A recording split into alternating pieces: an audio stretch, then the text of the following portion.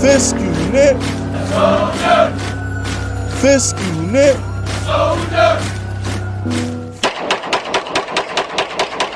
What's good, y'all? Fist Vegas, the hardest voice of sports. Go ahead, hit that like button and subscribe to the Fist Schooner while you at it. Y'all know what time it is. If you ain't with it, you best get with it. Now let's rock. Alright, look. It's playoff time, and we're going to get to that in a second. I want to say congratulations to Dexter Lawrence. Congratulations to Andrew Thomas for making the All-Pro team.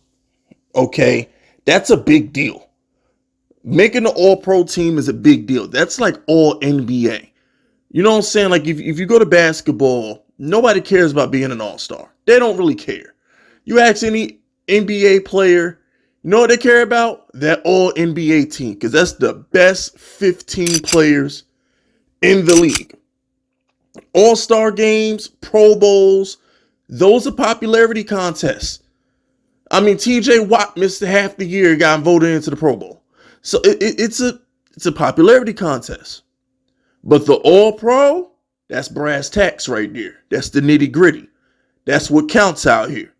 So when you're All-Pro, that means you're one of like the best three at your position in the entire league. That's not fan voting.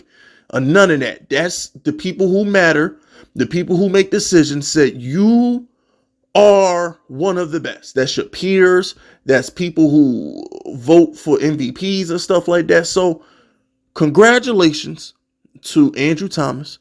Congratulations to Dexter Lawrence. The Giants have the best left tackle in my opinion and the best defensive tackle in my opinion in the NFL. And our quarterback is a top 5 quarterback.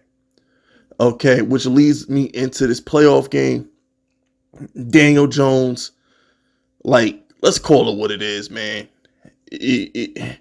After you get past Mahomes and Josh Allen and Burrow, Danny's right there. You can't make a case that Trevor Lawrence is better than Danny when Danny put hands on him earlier this year. I'm being humble. Fist Vegas comes to you a humble man. Fist Vegas comes to you with humility. I'm coming to you being nice because God himself knows my heart. I can't lie to God. I can't lie to that man. He knows I think Daniel Jones is the best quarterback in this league behind Mahomes. Maybe Josh Allen. Maybe. But because Josh Allen can't help but turn the ball over and Daniel Jones leads the league and not turning the ball over, I think I'm going to go with Danny. Other than Mahomes, there's not a quarterback I want for the next 10 years other than Daniel Jones. But I'm going to be humble and put him in 4. I'm going to be humble. I'm going to do that. I didn't forget all the spicy comments that you Bengal fans was giving me when I said Daniel Jones is better than Burrow. I stand by that. I would love to see Joe Burrow and Josh Allen throw to these randoms that Daniel Jones been throwing to. This dude Hodgkins couldn't even crack the field for Josh Allen. Daniel Jones made him look like a star. Daniel Jones just can't throw balls in the air with his eyes closed and pray Jamar Chase come down with him. He can't do that. My guy's the real deal Holyfield out here. Y'all mystery meat. Let that be known. And with that caveat being thrown out there, I expect the Giants to win. Those of y'all who watch the podcast, me and Pizzle, on Wednesday, y'all know that I am nervous about this game. I'm nervous about this game because I don't like the fact that everybody's picking us. That's never a good sign. All right, now, me being nervous about the Giants versus the Vikings has nothing to do with the Giants versus the Vikings. The Giants are better than the Giants are better than the Minnesota Vikings at every single position except for inside linebacker and wide receiver. Outside of wide receiver, okay, tight end. Let me relax. Tight end, wide receiver, and inside linebacker. The Giants are better at every position. We got a better offensive line. We got a better pass rush. We got a better quarterback, better running back, better corners, better safeties by a mile. Oh, and I already told you how that boy Dexter Lawrence get down and Leonard Williams get down. Them fat boys in the middle of the line, they're better than what's on Minnesota too. Minnesota's going to be playing with some random at center and a random at right tackle. We should eat on Kirk Cousins. Kirk Cousins should be sitting on a bonfire with an apple in his mouth, getting passed around by our defensive line on Sunday. It should be easy picking.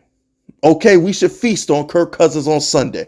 There's no excuse for the Giants to lose this game. Zero. We have a better coaching staff and a better quarterback, and we have a pass rush fresh out of the gates of hell. Under no circumstances should we lose to Kirk Cousins of all people on Sunday at 4:30. It shouldn't happen. It shouldn't. All right. Now, I'm not going to sit here and be an idiot.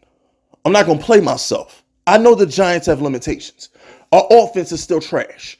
All right. Our offense is pathetic. It's 2 yards in a cloud of dust. I'm not fooled by the Colts game. And Minnesota defense is just that damn bad that they made our offense look competent. And I said it when I reacted to the game. I'm like, oh my gosh, this is the first time all season the Giants offense looks like a normal offense. We are offensively challenged. Nothing has changed. But nothing has changed on that Minnesota defense either. So I fully expect the Giants, as much as it pains me to predict it, I think we can get to 24 points. It won't be easy. It'll be ugly like it always is because we have no weapons. We got Saquon, Danny, and everybody else. Please don't mess up. That's all we got. Normally, the Giants are like, it's like pulling teeth to get the Giants to 20. But because Minnesota's so trash on defense, I'm giving us 24 points. That's the maximum. If the Giants score more than 24 points, then, I mean, I would be speechless if we get more than 24 points. Giants should win this game 24-20. That's my score. I think the Giants win 24-20. The Giants' red zone defense is going to hold Minnesota to a couple field goals. I believe Kirk Cousins is going to throw us at least one interception. Daniel Jones won't. We're going to have a turnover. Daniel Jones' first playoff game, he might be amped up. He might be hyped. He might throw one to Minnesota trying to cut a rug. It might happen. I think we win the turnover battle 2-1. I think Kirk Cousins gives us 2. Daniel Jones he'll probably give him 1. Fair enough. I think the Giants win 24-20. I think we get that final field goal in the last couple minutes of the game to put us up 4 points. Wink Martindale defense keeps them out of the red zone. They got to kick a couple field goals. And I think we bring this bad boy home and we marching into Philly. That's my final prediction. I do get nervous that everybody's picking the Giants. People who mock me, laugh at me, and beg me to root for their team on a regular basis. I'm talking the man who cut my cold cuts at the deli, the people at my Chinese spot, the gym, everywhere. Everywhere I go and I talk crap with people about sports who have mocked me for years about the Giants are all of a sudden picking the Giants. That makes me nervous. That I don't like. That really, really makes me nervous. I'm like, okay, so if I didn't know the line, if I didn't know the Giants were 3-point dogs, I would legit think the Giants were a 7-point favorite versus the Minnesota Vikings. You would think Minnesota was 7-10 and barely made the playoffs the way people are picking the Giants, and that bothers me. They still did win 13 games and they're at home. That bothers me, and I hope that doesn't fester into the locker room. I hope these guys aren't cocky. I hope they play with appropriate fear, man.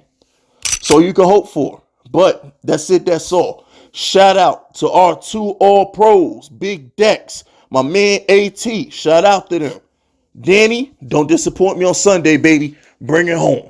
We out of here. My name is Fist Vegas, and I approve this message.